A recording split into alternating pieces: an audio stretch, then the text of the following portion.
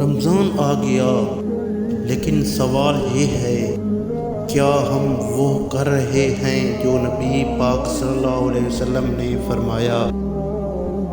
نبی پاک صلی اللہ علیہ وسلم نے فرمایا، رمضان میں 4 چیزوں کی کثرت کرو۔ پہلی چیز کلمہ طیبہ لا الہ الا اللہ کی کثرت۔ دوسری چیز استغفار ہے، کیونکہ ہم گناہوں سے خالی نہیں۔ تیسری چیز جنت کی دعا، اللہ سے مانگو، بار بار مانگو۔ اور چوتھی چیز جہنم سے پناہ، کیونکہ ہم نہیں جانتے کہ ہمارا انجام کیا ہوگا۔ رمضان کا دوسرا عشرہ شروع ہو چکا ہے، مغفرت کا وقت ہے۔